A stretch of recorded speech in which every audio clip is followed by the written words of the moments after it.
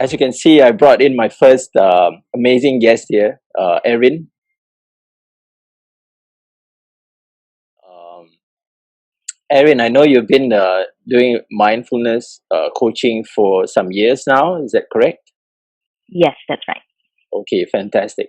Now, for the benefit of people who are watching today, uh, what Mhm. is what is mindfulness, and when was mindfulness discovered? Well, actually, to answer the second question first, mindfulness has a long history, probably dating a few thousand years back. It does Oh, have certain roots in some Eastern traditions, some spiritual traditions, but it was, I think, only a few decades ago that it sort of became the norm in the applications in the modern world. So essentially, mindfulness is a way of paying attention to ourselves, our place in the world, our life, day-to-day activities and interactions, and essentially, it's being used to manage stress primarily and to okay. build resilience to improve our mental health and well-being in general. Yeah. Wow, fantastic. Thank you for that. So those of you watching, that's in a nutshell what mindfulness is all about. Yes. Okay, for yourself, Erin, personally, when did you discover mindfulness? Tell us more about that experience. Mm. Well, I haven't always been teaching mindfulness. So I started off in the corporate industry. I was working in the corporate communications industry, doing public relations work, and I was really unhappy with my work. Um, I was what people would call a chronic burnout sufferer. Wow. So, which means I would, I was a very diligent worker. So I would, just bury myself in work. I would tire myself out. I would stress myself out to the point of exhaustion, and then I would burn out. I would break down, and then I would quit my job, and then Wow. I would jump into another job again, and then repeat the whole cycle over and over again. And these were So, all self-inflicted, perhaps. yeah, yeah, definitely. I think the our pace of life and the nature of the industry doesn't help, of course. But I reached a point where I realized that I did have a choice as to how I wanted to live my life. So my last PR job was in Beijing. So I was working as a PR consultant, and that was like the straw on the camel's back, last straw. And I Wow. realized that I was really not doing myself a favor. I really needed to step back, and that's when I started paying more attention to myself, my health, and then I decided, I had to shift. I had to make a shift, and that's when I went into meditation, and I found mindfulness, and so yeah, so here I am today, teaching people what I practice. Yeah, that's fantastic. I love it. I love the experience that you shared about work and all that. Mm, Can we go back a little bit further when yeah. you were young? How was Mm. that? How did you grow up as How a did I child? grow up as a child? I grew up in Singapore, Okay. and I would say I was quite a shy child. I never liked to talk. So if Mm. this was like 30 years back or something, I would never come up on a show like this. And so Okay. I couldn't, I couldn't even pick up the phone to order pizza without breaking down or something. Right. So Oh, okay. I really hated speaking. I had trouble holding a conversation. Um, but that got better over the years. And I think um, I think I grew up fine. It's just I think being in a place like Singapore where it's based on how good you are, how much you've achieved, how much you excel, Yeah. and so you tend to build up a lot of pressure on yourself that you have to perform, you have to hold a certain identity.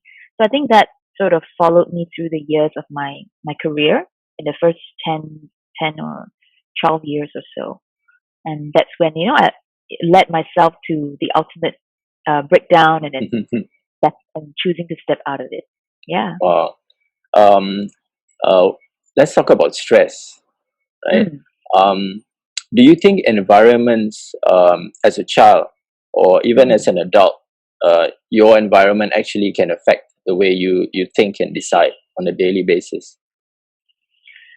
Yep, definitely, definitely. These are the conditions that we face, and a lot of times it's the relationship that we have with the conditions around us that determine the impact on ourselves and determine our behaviors that is manifested outwards, right? Yeah, So, family upbringing can be one. It could be the societal pressures.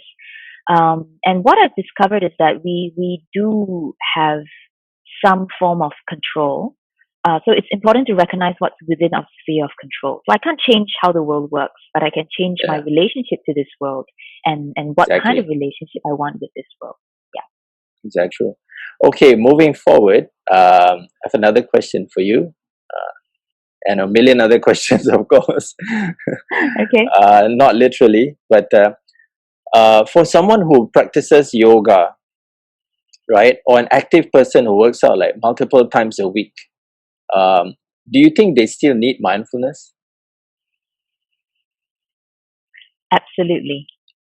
Mindfulness, the beauty of mindfulness is that a lot of people think it can only be practiced in stillness, like you have to sit still and practice. But essentially, the essence of mindfulness is you just need to be paying attention to what is happening here and now in the present moment. So if you are doing yoga, if you're running on the treadmill, if you're lifting weights, as long as you're paying attention, you're mindfully aware of what is happening inside and outside, then that is a form of practice by itself. It's not enough, but it can happen. So, and as long as we're practicing, we're benefiting from it. Maybe not during the practice itself, but in the moments between your practices where you can see certain shifts, certain changes in your life, in your state of mind and body, it's definitely beneficial. Oh, I love it. I love that answer. Yeah. I've also noticed that you uh, encourage a lot of breathing Mm, during your mindfulness sessions. yes. And in fact, I read and studied a little bit about breathing and stress, and even cancer can Mm, relate to someone who's not uh, practicing enough breathing. You know, they say when you're stressed, you only breathe up to your lung and not to mm, your diaphragm. And when I went into the fitness industry and go deeper into the cafe business, I realized that wow, stress can be a tricky thing. You know, you can mm, be active, you can be eating well, but stress will always come to you if you invite it in. And I went and studied a little bit more about breathing, and I found out that wow, just pause, like when you teach and you say pause, just pause for that moment, take a step back, take a deep breath. You know, like when you go into an argument, they say before you say something, wait for 20 seconds, right? And that yeah. actually changes everything. Mm, So I learned a lot from that, and that's why I'm so fascinated with how people think and how people behave, and mm. that's why you're here today. So special, Yeah, so it's honored to interesting have that you you. bring up, the breath thing. We yes, we do that a lot in mindfulness, and I would say that it's probably a little different um, from a breathing technique or breathing exercise, right? So if let's say you went for a maybe like a yoga session or relaxation session, so sometimes they get you to breathe in a certain way, cover one part of your nose, Yeah. breathe in certain few counts, breathe out certain few counts. In mindfulness practice, it's actually a little different, and you might find this interesting. We don't make it a point to control the breath. So, if, let's Oh. say your breath was short and a little shallow, we're just learning to be aware of that. And there's Mm. an attitude of acceptance that we cultivate um, uh, with whatever state of breath or state of body that we're in. So, for example, if you're running on the treadmill, you do some cardio and then you get your heart beating really fast, right? And then you stop. So after you stop, you feel a little out of breath, and the usual tendency is to regulate it, and you want to breathe in deep, breathe in out. So in mindfulness, sometimes I get people to just simply, after just stopping from heavy motion, just stopping and just becoming aware of the quality of the breath. and just being sensitive to the natural state of the breath there and then, right? So if it was, shallow or heavy breathing, then just notice it as that. So you don't have to change it anyhow. So that's one of the key practices is to cultivate a sense of acceptance towards the reality of the state of your mind and body instead of trying to change the experience. Oh, I Yeah. love that. Wow, Yeah. it's amazing. Just talking about breath and breathing has Mm. yeah, so many meaning, so much meaning to it, right? Unbelievable. Yes. Yes. Okay, I'm curious. Do you know of any famous people who practice mindfulness? Are there any famous names you know that actually are very into mindfulness? Be it in Singapore, or, I mean, or even overseas.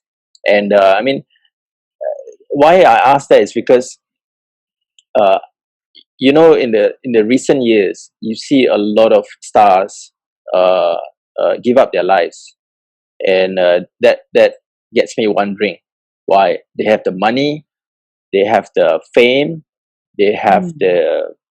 they have got everything, right? But why do they still take their lives? And and and to gel that with mindfulness, of course, first question is, do you know of anyone who practices that quite a lot, and is very successful with that? And of course, second is, maybe you could dig down a little bit deeper on why actually people, give up their lives when they actually have everything. Mm. Okay. Yeah, that's a very interesting question. So I do know that a lot of celebrities or famous people practice mindfulness. So it's weird that off the top of my head, I can't, no name comes to mind. I'm not sure if they practice mindfulness or meditation in general. There could be a Okay. little bit of difference here. Um, from what I know, Katy Perry, Really? yeah, I think she practices mindfulness. Sorry, she practices meditation. Um, you know what? I will have to do a search on that. That's okay. Yeah, Not targeting you on yes. specifics, but it's interesting, right? I asked that question because sometimes when we, even myself, when I used to teach companies, I brought circuit training programs into companies to, bottom Mm, line, save them time. And I would usually use examples of people they already know to right. motivate them a little bit Yes. more. Yes. So they'll Absolutely. go like, oh, Yep. okay, I want to follow Madonna. I Mm. used to tell the ladies Madonna may be slim, but she's heavy. She's like lead under that skin. I was trying to explain the difference between, losing weight and losing fats, and Mm, gaining more muscles so that you're more functional in your daily routines, like falling right. down, like, jam braking when you're at 40 kilometers an hour and a dog runs in front of your car and you need certain muscles to be engaged. So I Yep. always use examples of that. And Madonna, if she's coughing right now, I'm so sorry. Uh, keep talking about her as an example back then in the early 2000s. Well, And J Lo as well. Google, yeah, Google does say that Madonna meditates. Of Oh, course, there are different kinds of meditations out there. So people like Oprah Winfrey, mm. Paul McCartney. So these are like celebrities. I do know that the CEO of LinkedIn Oh, practices yes, yes. mindfulness as well. Founder of Huffington Post. So we have, True. leaders. We have leaders who do practice mindfulness and meditation, and they swear by them. It helps them to manage stress. I mean, these are the people who, like, you're right. They seem to have everything.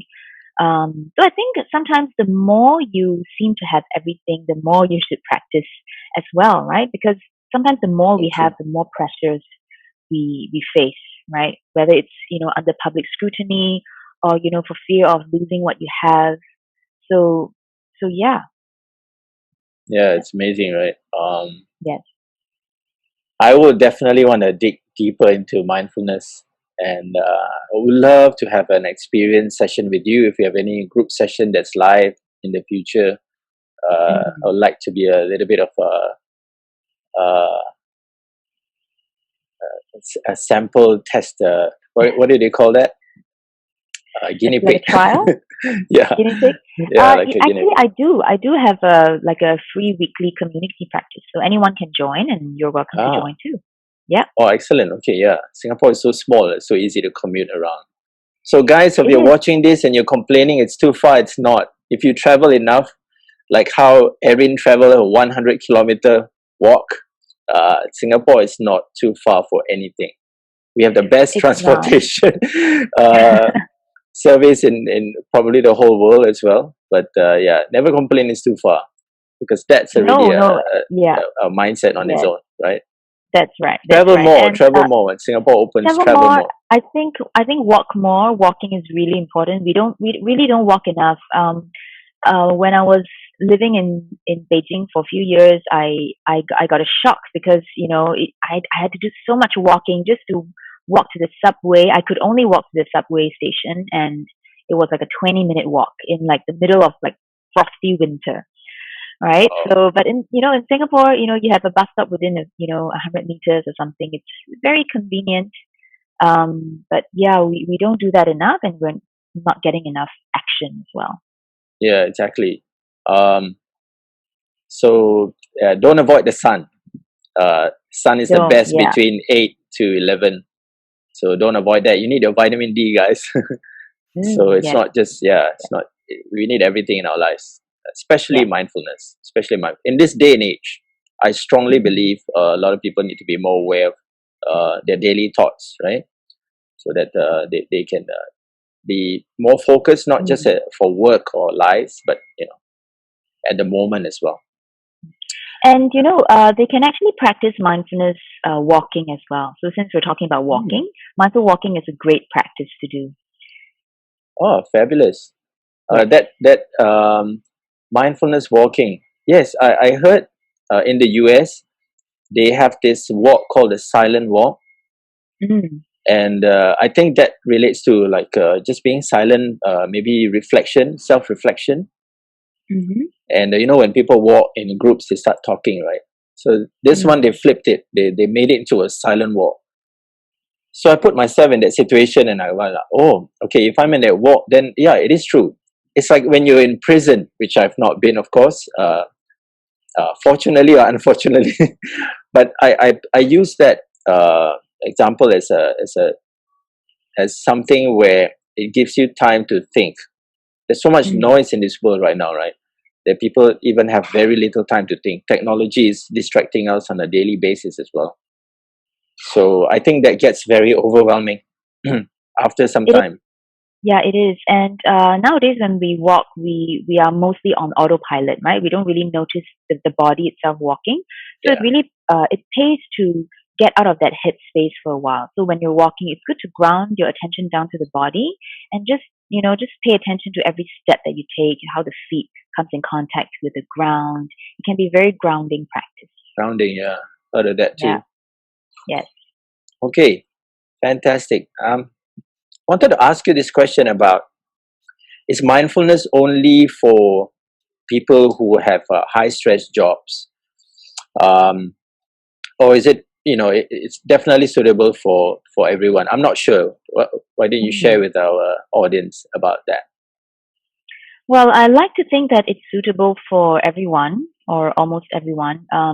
Essentially, if you're able to pay attention, then you should be able to practice mindfulness. But to varying degrees for everyone, depending on where you are. Um, you could say that the more stressed you are, the more you need mindfulness. Or a lot of people come to me Okay. and tell me, I don't have time. I'm so busy every day. I just don't have time to practice mindfulness. And that's what I tell them. The busier you are, the more you need mindfulness because it's very easy to spiral into this clockwork and you're just working, all the way till you burn out. So you do need to Mm, know how to check in on yourself.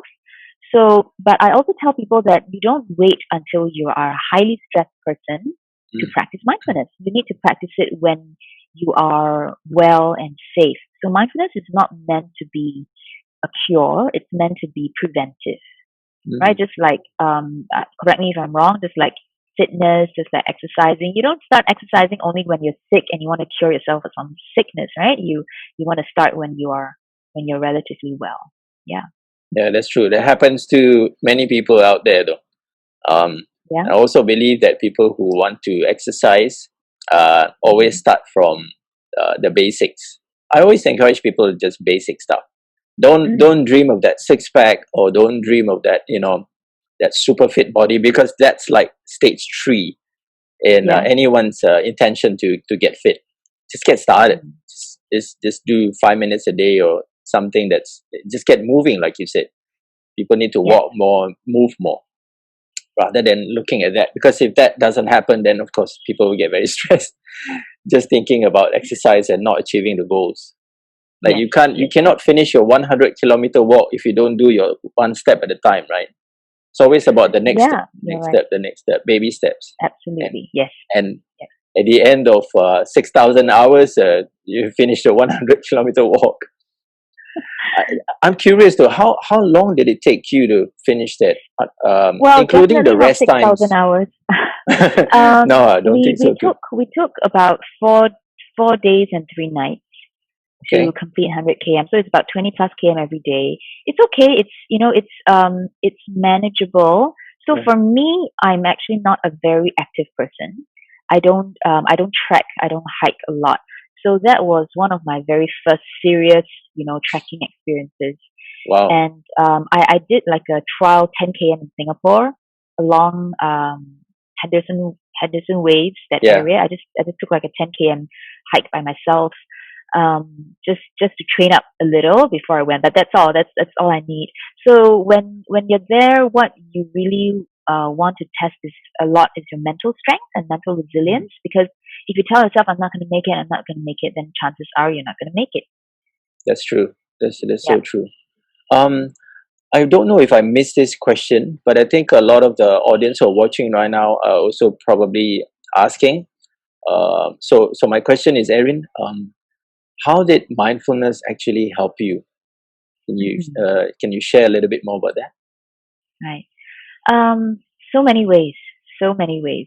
Primarily, it has really helped me to take a good look at myself, and to basically learn to unlearn everything that I had learned over the Oh, past decades. You know, about how life works, about my role in life, the impact that I have on people. It really, and it really starts from looking from within. So starting from feeling stressed and getting myself burnt out all the time. So it's very timely to it was very timely at that time, at the brink of really just having a total breakdown, to ask myself, what am I doing this for? Right? mm, Was I holding on to something? I was essentially holding on to this identity of myself as being someone who is so dedicated and so capable. So there's an attachment to this idea of mm, who I should be, right? And neglecting everything about not just myself, but the people around me who cared about me, my relationships and everything. So I think starting to pay attention to myself really paid off, because that's when I knew how to take care of myself better, not just physically but mentally, and also be more responsible for um, how I related with people who care about me, people whom I have an impact on, my family, my friends, anybody who interacts with me. So um, these are one of the biggest takeaways that I got from my practice. Yeah. oh, fantastic! Love that. Um, just to share with you, every time I talk to you on the phone, or even right now, I'm really starting to feel that sense of calmness. Yeah. The energy that you emit is it's amazing, because it's not just from your voice, but I sense energy. I'm quite sensitive to energy. Like, I Mm. live in the city, and just walking around the city during lunch times, I actually can feel that people are stressed. Yes. And it either bounces off me, or when I go home later, I feel stressed for no reason. But energy is Mm. so it can be addictive as well, and different people have different energies, right? They absorb certain Yes. energies and all that. Yes. So what's your advice on the people who are constantly on their phones, the Wi-Fi and all that, constantly on their phones, constantly thinking like a uh, to me, it's like a horse race event. Some people are just like that. Every day is like heart beating really fast, and and it could relate to what you've experienced before in your life when you were at Yeah. that those times. Yes. What would you advise those people to do Mm. when they're in such chaos on a daily basis? Mm. So when we get into that mode, essentially we are sort of like detached from the body level. We're not aware of what the body is suffering through, and we are pretty much living the headspace, right? So there's so many Mm. thoughts, and it's like a clockwork going, and your body is moving and doing all this stuff, but you're not aware at all. You're not aware of what the body is doing, and that's when the mind and the body sort of like there's a disconnect, and it's really dangerous.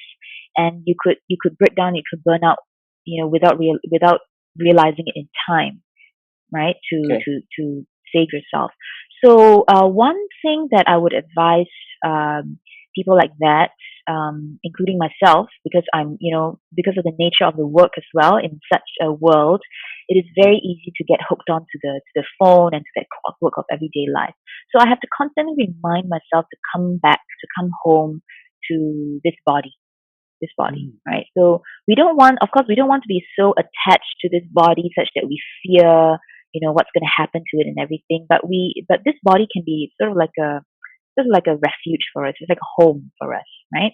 And for example, if something as simple as eating a meal or having a drink. I'm not talking about alcohol. I'm talking about like a cup of tea or coffee or something. Mm. And if think about how we had breakfast this morning, right? Where was our attention? Was our attention on the food that we were eating? Were we Yeah. present with the eating itself, or were we just miles away thinking about work and all the clockworks going on?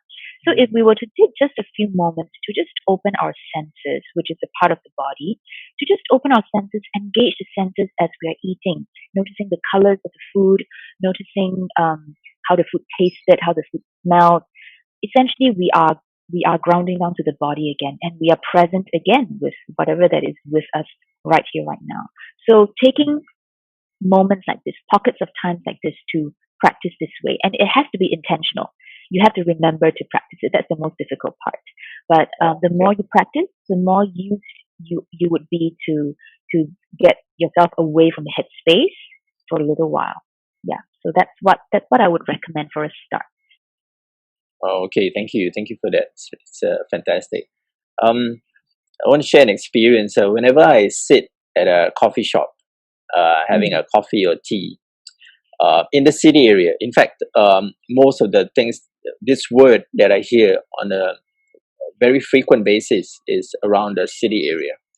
mm, I keep hearing people saying, "I'm stressed. I'm stressed. I'm stressed." Um, I hear that all the time. So, yeah. so my burning question is always, why are jobs so stressful?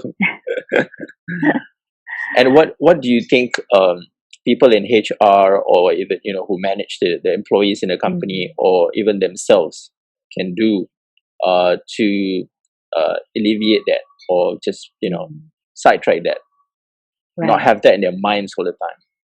Mm. I hear that a lot too, and I used to say that all the time myself. Every Hmm. time someone asks me, "How are you doing?" I'm like, so busy, so stressful. It's like Self affirmation, automatic. right? Yeah, yeah, exactly.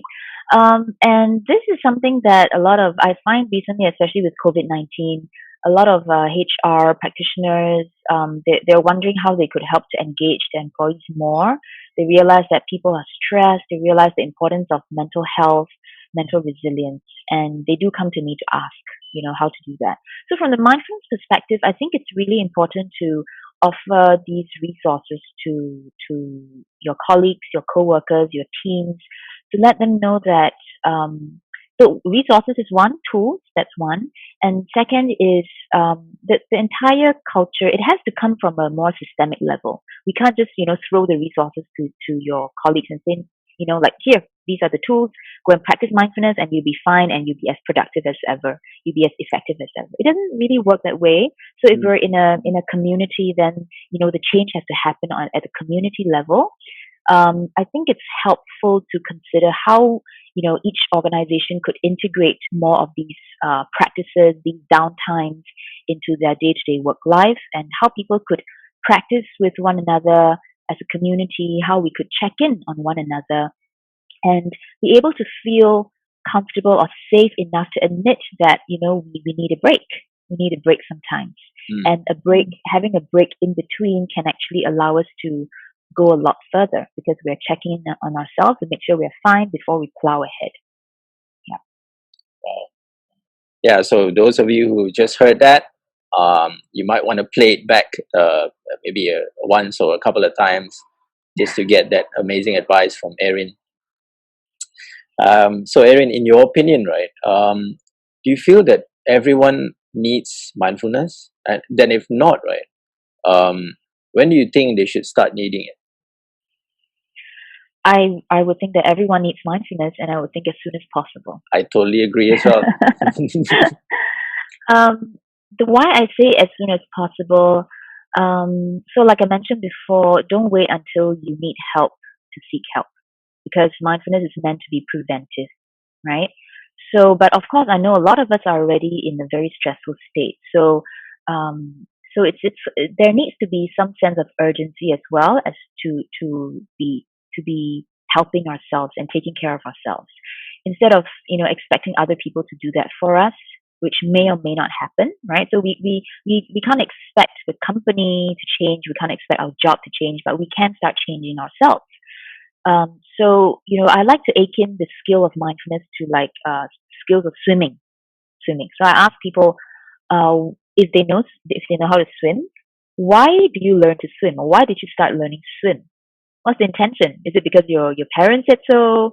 But the key thing is it's a survival skill, right? So if one day you were put in that situation where you were drowning, you'd be able to save yourself, right? That's a But good you one. don't, yeah, but you don't start practicing swimming only when you're drowning.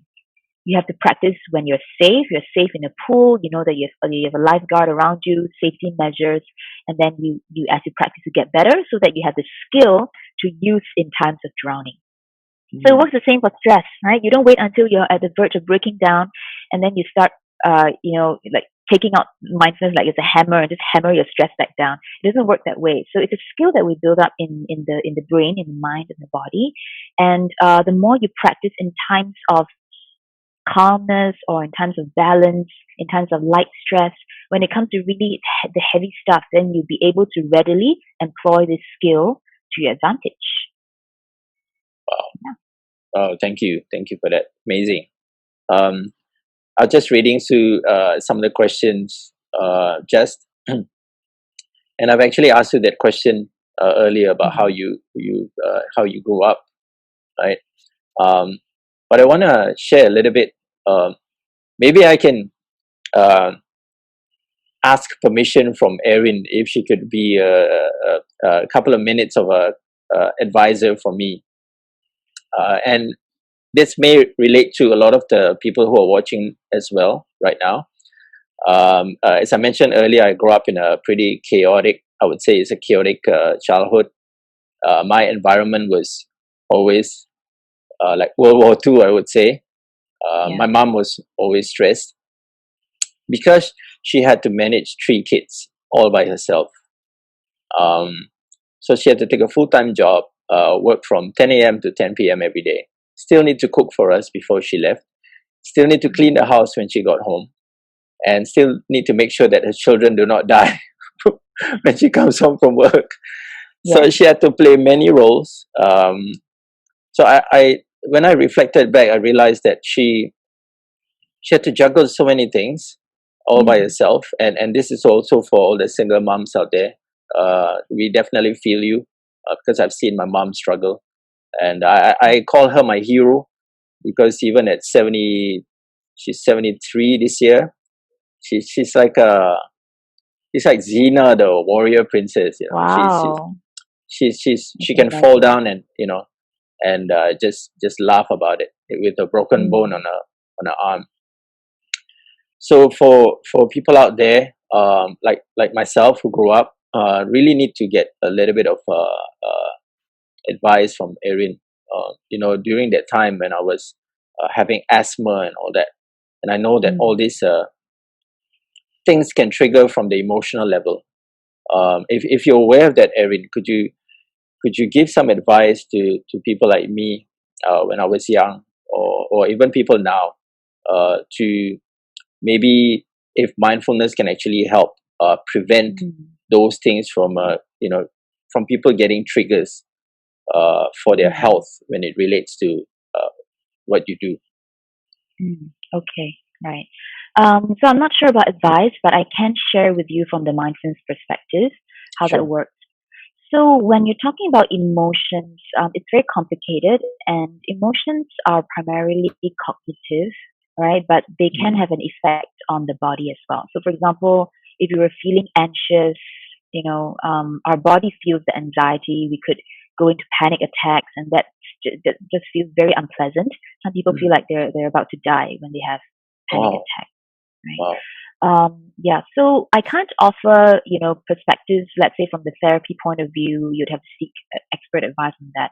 But Okay. with mindfulness practice, it's also about being able to be aware of these emotions. Mm. And especially, so I mentioned about it being preventive in nature. So it's not about knowing it when, you are already anxious to the point of breaking down, but, being aware of, that when it starts to arise, when emotion starts to arise in you, then you're aware at any moment, oh, okay, I can feel this familiar feeling, this anxiety come in. And the awareness itself, being able to just step back and just observe your emotions, is already a way of not allowing that emotion to build up unhealthily, right? So we are not trying to suppress the emotions per se. We recognize, we acknowledge the presence of emotions. It's what um, makes up the human experience. But we are also not um, allowing it to get out of hand such that we are suffering from it too much, right? So Yeah. acknowledging it and being able to step back and observe and just recognize, okay, these are emotions.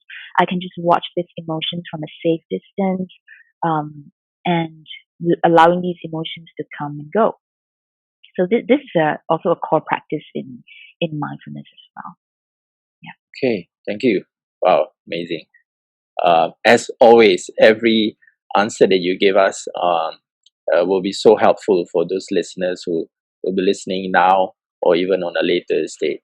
Even for myself, I would play this back multiple times to serenade and absorb all that advice that and all that sharing that you've been doing all this time till now. So we're really grateful. We're Thank really you. And grateful. the key thing to mindfulness is really practice, because so I'm explaining it intellectually here, but the real Okay. skill comes with the real experience of the practice. Yeah, I guess it's very similar to fitness as well. People need Mm. to, they can't do it once a week and expect their bodies to feel better. Yes. They need to develop it over time. Practice. Yes. Yeah, definitely practice. Um, Let me look at a question that I can find that you've not answered. Sure. Sure. um, mm, yeah, so one of the questions was about you mentioned in some of the past videos that you've done with other people, those workshops, that you had a Mm. job that was very highly stressed, and you did answer about how mindfulness actually helped you. Mm. So let me find another one that's more suitable. Sure. Um, Perhaps what are the signs and signals of stress, and Mm. how can a how can a colleague or a family member do when they notice these signs from their colleague or even a family member? Um. Okay. This is quite a big question. Why don't we start with you, Ben? Okay. How do you, when you're stressed, what tells Hmm. you that you're stressed? How do you know you're stressed? I feel it in my head. Like What do you there's feel a in the head? I feel like uh, a hot smoothie is is blending in my head. Like something's moving in my head. Okay. Um, Yeah. my heart starts beating faster, Mhm. and my breathing starts to increase as well. Start to breathe heavier, Yeah. and and then my mind goes a little bit blank, like I don't know what to do next. But Okay. just embracing all these reactions that are happening in my body. Yeah. So you know what I do first? I look for something that I have to do that will ease all that. So as I mentioned earlier, I will start looking for things to clean. Right.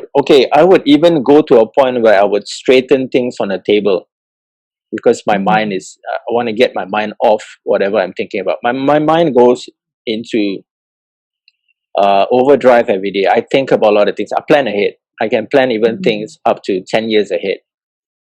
Right. Yeah. So just when these things happen, when I'm stressed, I even plan things like the next day. Okay, what am I not doing now? Maybe I've not been exercising the last few days. So I need to do it the very next day. So I start planning. But I will go for things that also will make me feel better. I don't go for a cheesecake or chocolate filled with sugar to make me feel better. Yeah. I usually I just pause and I say, okay, Ben, maybe you need a green tea.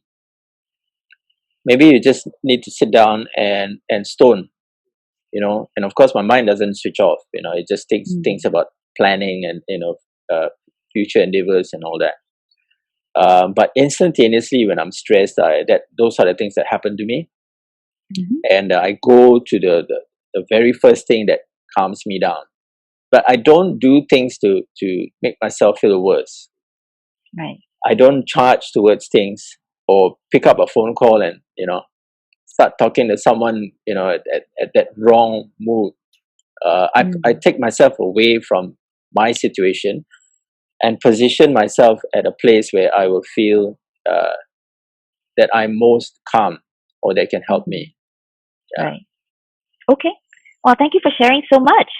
My It's pleasure. yeah, it's very interesting. And I think given your line of work, the first thing that you noticed, the first thing that you mentioned just now were a lot of body symptoms of stress. Right? You noticed your head, you noticed your heart beating fast, breath, etc. So knowing the body is one way of recognizing stress triggers, right? Because Okay. something stresses you out and the body reacts to that. So knowing your body is very important. Then you can catch the moments where oh, stress is coming, and I know that if I allow this to go on, I'm gonna go into that stress cycle. I'm gonna burn out soon. So it might be a good time to take a step back. Noticing thoughts is another, right? Because thoughts can aggravate our stress. So when stress comes and we have this relationship towards that stress, we think about it, all the negative thought patterns coming in, self doubt, self defeating thoughts, angry thoughts, and all these just makes the stress a lot worse, right? Because we're essentially engaging with these thoughts. So noticing the thoughts, the presence of emotions as well.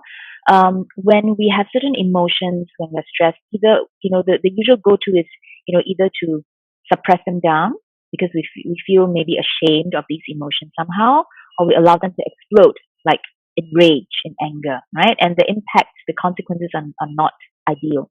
So um, it's good to recognize these emotions without without engaging with them further. And the last thing is behavior. So you mentioned behavior just now, which is really interesting. You feel this need to clean something, to tidy things up. And this is one way of diverting attention. So this is the usual way that we would handle stress, right? So for some people, when you feel stressed and suddenly you're like raiding the fridge for something, like you mentioned, cheesecake or chocolate or something. For some people, it could be, reaching for a cigarette. For some people, reaching for a drink, another drink, a third drink, a fourth drink, and that's when addictive behaviors start. So it's really, the first question is really about your behaviors and recognizing whether they are constructive behaviors or are they maladaptive coping behaviors. Right? Are they healthy for you? That's one. If they are healthy for you, that's good. But even healthy behaviors can become unhealthy if they are meant as a diversion from stress. Right. Case in point, let's say gym. right? Gymming. Mm. Some people, when they're stressed, they immediately need to go to the gym, such a point that they become addicted to that trip down to the gym. They have to, get it done. If they miss out on the gym day, they feel like they're just so uncomfortable. They can't function the whole day. So this is an example Yeah. of how a healthy behavior can go wrong. Right. So for your case, ma'am, if you're talking about feeling this compulsion to clean, and if you feel that this is something that you like to shift, then I would suggest, a lot of times we are very used to just throwing our attention outwards. Why? Because Mm. when we're feeling stressed, it's all inside, and because it's so unpleasant, we want to avoid it, and so we want to divert our attention elsewhere. So that's Mm. where the cleaning comes, right? So your Yeah. attention becomes it's projected outside, and you just want to make things proper, you want certain control. But what we are essentially doing is we are avoiding what's inside. Mm. So, what might be helpful the next time you feel this compulsion? Don't feel compelled to have to stop it, but it would help to spend a few moments to just notice this urge in the body. Notice this urge to tidy things or to Mm. clean things up. And even as you're cleaning, there's nothing wrong with that. Even as you're cleaning, just pay attention to the body.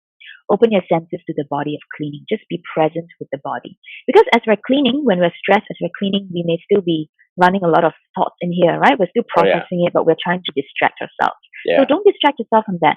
Bring your attention down to the body and just notice the body cleaning, opening your attention to the sensations of cleaning, the grip on the brush, the rubbing sensations, whatever. So just grounding down to the body just for a few moments and see what happens. Wow. Yeah. That's so good. I love that. Yeah. Sorry, that was a Um, lot. no, I love it. I think it will benefit a lot of people who are listening to this as well. Uh, you mentioned about that's so true what you just mentioned towards the end, because even if it's not me per se doing the cleaning, someone else who wants to do something as a reaction to Mm, their stress but not cleaning can be even far mm, worse. yeah. That's why I think uh, people go to a point where they feel like they want to also uh, um, how should I say this, um, go to a point where they would want to just not think and just give up. Mm, Therefore, there are people who end up having suicides and suicidal thoughts and stuff like that. So I'm sure that just maybe sometimes not being in that environment also helps. Like people in the office, I'm sure you could share a little bit about that. When someone is stressed, I see, of course, a lot of people going downstairs and smoking and all that. But maybe as a tip or two, what else can they do when they are super stressed in the office? You're definitely the best person to ask. um, it is helpful to just take a few minutes to practice mindfulness and to just Okay. practice, being still. Especially in the nature of our work nowadays, we are just basically going nonstop. And I'm not Mm. talking about body. It depends on the nature of the work. But even if we are very desk bound with our jobs, this brain, this mind is just nonstop. So we Yeah. need to find time for it to just stop. So not say stop working, but at least to allow it to settle and calm down. That's really Okay. important. Imagine if you have obsessive thoughts, about I want to give up, I don't want to do this anymore, and you can just keep ruminating about it over and over again. So the mind is very busy, and it's in Mm. that non-stop clockwork all the time. So you need to step away from that a little bit. And I would still recommend that the best way is to come back to the body. So you can come Okay. back to the breath because the breath is part of the body as well. You could open your senses and just take a few moments to so you can step away from your desk or if conditions allow you to, right? Mm. Whatever that has been stressing you out, you may want to go to the rooftop or something and have a breather. Whether or not you smoke, Only a I mean, breather. only a breather, right? I mean, if you choose to smoke, but that doesn't equate to mindfulness practice, right? Mm. That's not a form of practice. I don't think you can smoke mindfully. If you were to smoke mindfully, you may not enjoy the process so much, right? But you can find other ways to one very good way I would recommend is to do some mindful walking. Oh. and to pay definitely. attention to the bottoms of the feet when you walk. So find a space in the office and just take a walk, and it can help to settle the mind quite quickly as well. And it's not in stillness. Some people are very uncomfortable when you get them to just be still suddenly, especially when they are, they're restless all the time. So Yeah. walking is a very, very good way to sort of calm our nerves a little bit and to settle the mind a little bit. Oh, I love that. And that definitely relates to what I used to advise people who work in offices before. Mm. When I taught the exercises, I keep telling them that they should not hold their pee in their Ah, bladder. And okay. most of them will say, "Oh, I don't have time to go and do that." Because I said, Mm. you need to drink a lot of water and you need to clear your, the toxins in your body, clear your liver, Yes, your bladder, and all yes. that. They say, "Oh, when I'm busy, I don't have time." So again, relates to walking to the Mm. bathroom, and they could double that. While they want to cleanse their system, they could do like a mindfulness walk while they're heading there as well. It's like a two That in is a one, very right? good idea. That's Yeah. awesome. I like that very much. Yeah. So my advice was was pretty empty in between. I would just say Mm. walk to the bathroom and it's blood circulation anyway. So walk to Yes. the bathroom, clear your bladder, come back, and then. But now I could also tell people, I got this really amazing tip from Erin that you should do that kind of self-reflection and just be more conscious while you're Mm. walking to the bathroom, and Yes. then clear your system at the same time. Yes. So awareness of the body level when you're walking, because when we're stressed, we are at the head level a lot. So it's good to Yes. just ground the attention to the body, notice the sensations of walking, and even when you're on the toilet, right? The body is doing its stuff, but our mind can Yeah, still be running. So it's good to pay attention to the body in the bathroom as well. Yeah. that's right. As long as they don't Mm. forget what to do next when they're finished. Yeah, absolutely. That can be very stressful when they leave the office. Anyway, Mm. um, just a couple more questions before we Sure. and very sadly say goodbye. I wish we could talk for more, but we'll definitely do this again. Yes. Um, so I have a question about how would you help a woman with mindfulness versus a man? Would there be a different approach when you help these two individuals? So, in your opinion, is there a different is there a difference in the ways it should be practiced? You think between a man and a woman when it comes to mindfulness? Wow, that's a very interesting question. Nobody has asked me that question before. Okay. I don't specifically help out. I mean, I have done like women groups before.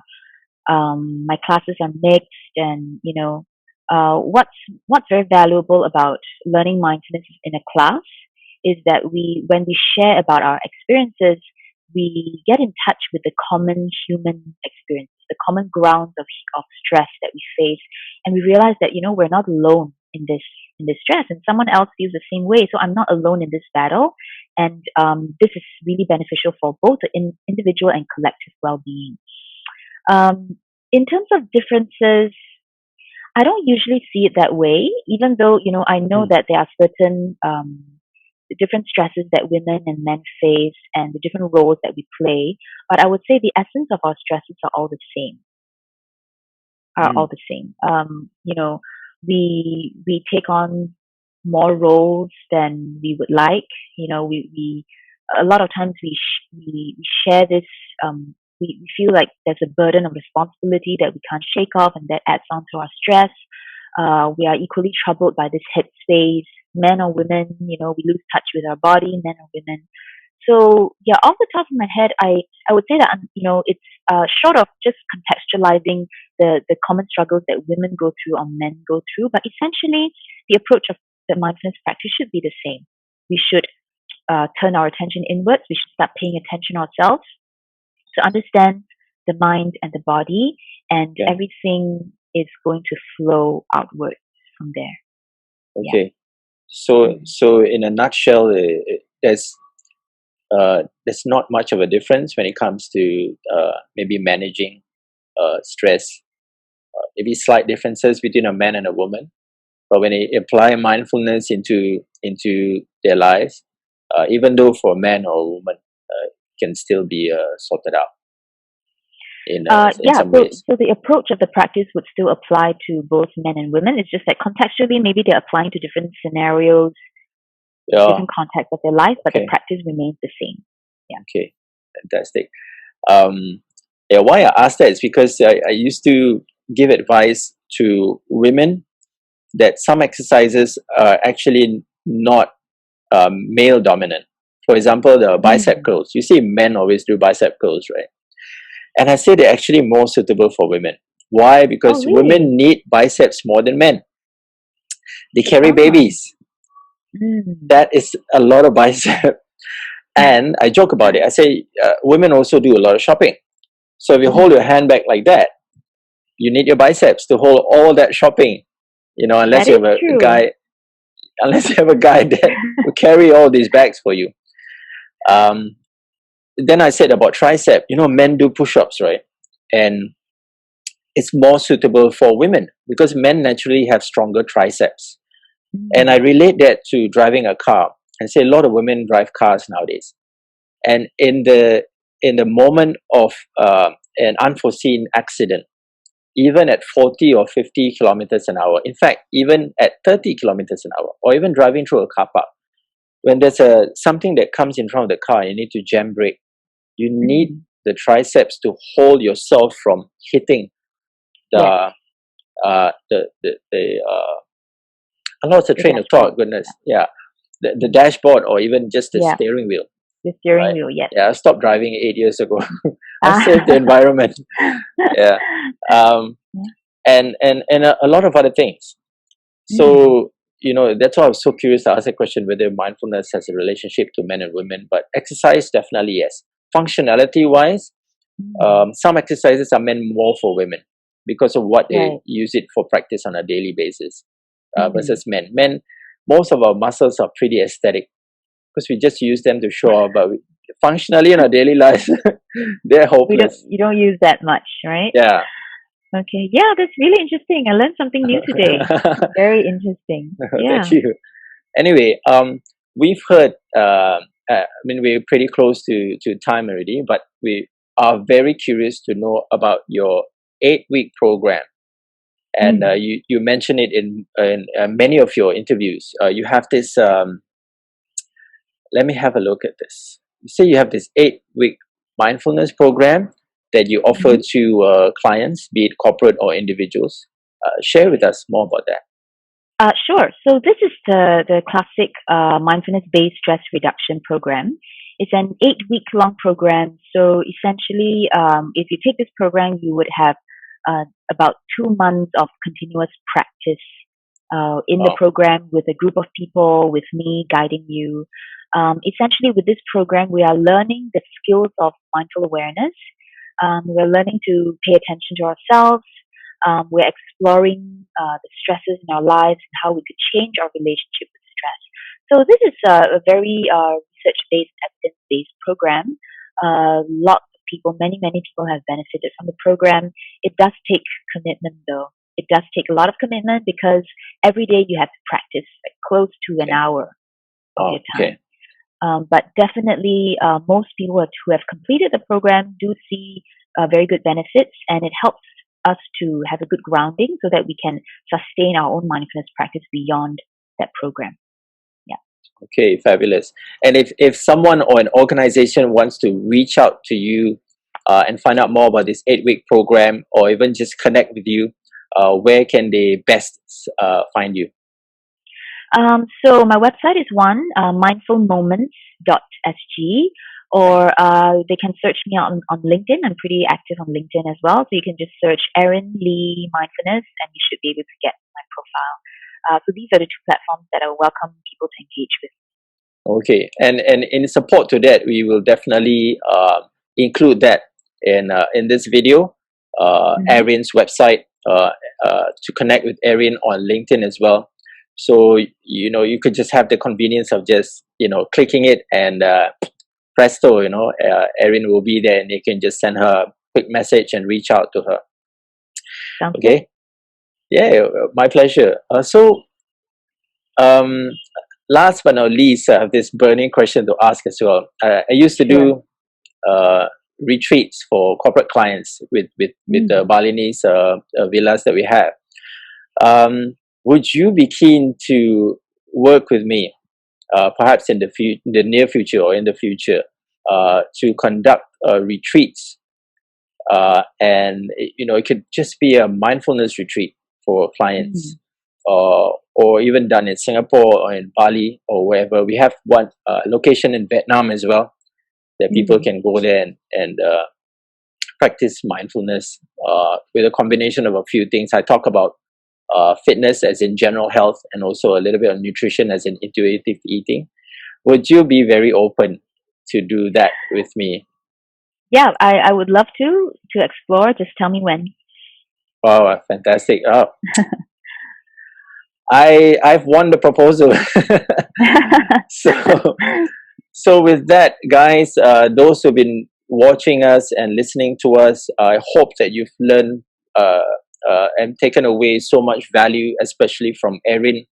I have this habit of just talking a little bit extra, but ignore me, because today it's all about Erin and mindfulness. Again, we will include that link for Erin if you want to reach out to her, and take it on from there. Erin, thank you so much for joining me in my first talk show called the TLC Show. In fact, in short, it's called the Lifestyle Consultant, but I always relate TLC to tender loving care, right? And that's why we are all here. We're here to help people improve their lives, be more aware of what's happening in your life, be it nutrition, fitness, be it mindfulness, because we care. And this show is all about people who actually care and want to help other people like yourself. Okay. So Erin, again, thank you so much. We are so grateful to listen to you today. I definitely want to have you. My pleasure. Definitely want to have you back again in this show. And, we're so excited to hear more from you. Sure. I would love to come back. Yeah. Thank you so much, Ben. Fantastic. So in that note, guys, we'll see you again on the next TLC show. Again, my name is Bamm Hardie, and my amazing guest here, Erin Lee. We'll see you again on the next TLC show. So take care and stay safe. Be aware of what's happening in your mind, and stay healthy. Okay? Take care. Bye-bye. Bye.